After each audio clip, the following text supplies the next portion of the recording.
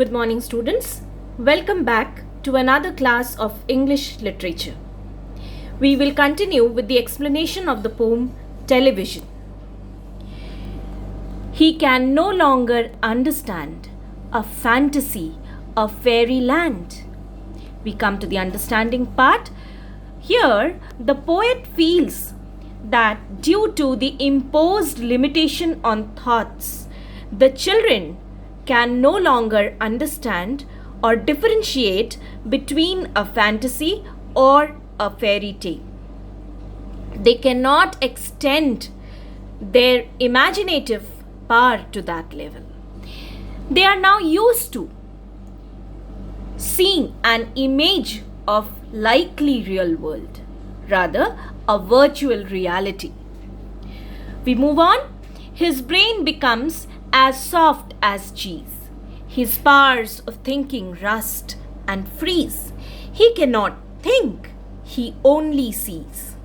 Coming to the understanding part, Dahl now opines that by watching television, the brain becomes soft like cheese.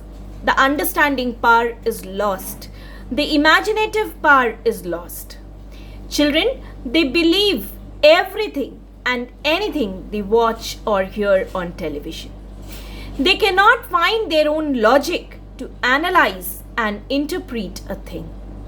The power of thinking, the thought process, freezes and gets rusty. They cannot think on their own. All they do is watching and believing what others say on TV. Moving on to the next lines. All right, you will cry. All right, you will say. But if we take the set away, what shall we do to entertain our darling children?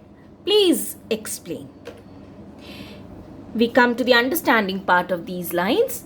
Here the poet says that he knows that the readers, especially the parents, would ask him a question. That is, how are they going to entertain their loving children if they throw away the television set? And the poet answers this question in the following lines. We'll answer this by asking you, what use the darling ones to do? How used they to keep themselves contented before this monster was invented? Have you forgotten? Don't you know? Now here the poet answers the question by asking another question to the parents. He asks the parents, what did people do to entertain themselves when the television was not invented? TV set is a dreaded device, a monster for the television. He wants to remind people what they did in the absence of such a monstrous device. Next lines will say it very loud and slow. They used to read. They would read and read and read and read and then proceed to read some more. Great Scott, gadzooks, one half their lives was reading books. Now here you can see some of the words are written in capital. It is to emphasize on reading books. We move on to the understanding part where the poet reminds the parents that children in earlier times used to read a lot of books.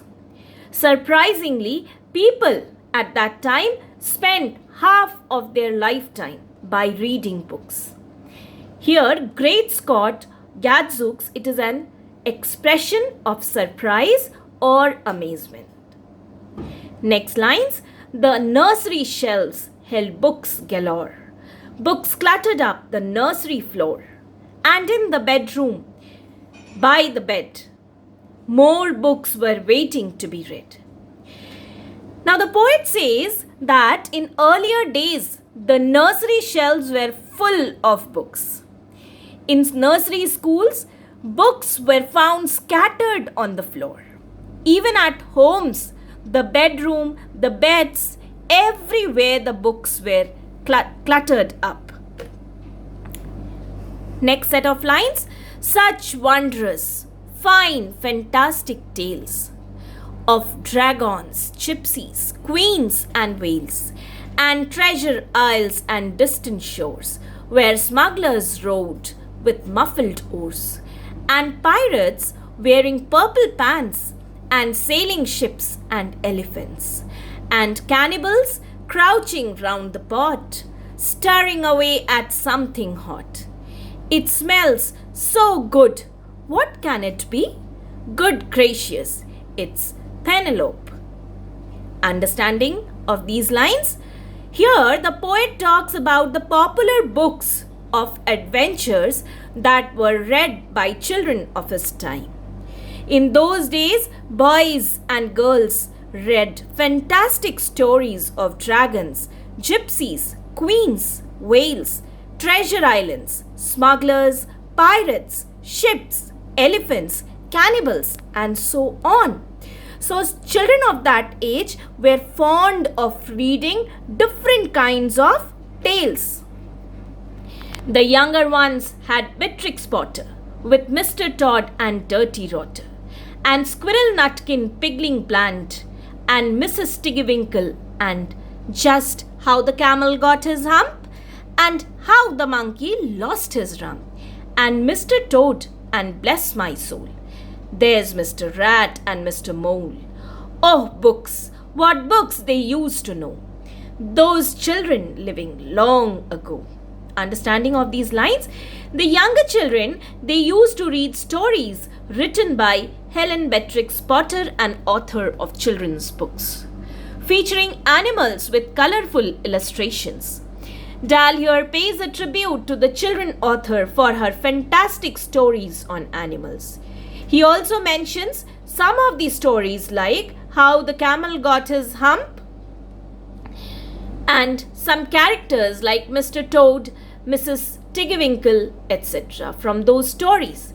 This shows the poet's love for those books and how he enjoyed them in his childhood days. Now we come to the question answer part. First question, what advice was given by the poet? Answer, the advice that was given by the poet to the parents earlier in the context was to stop their children from wasting their time in front of the television and not to install the television at all.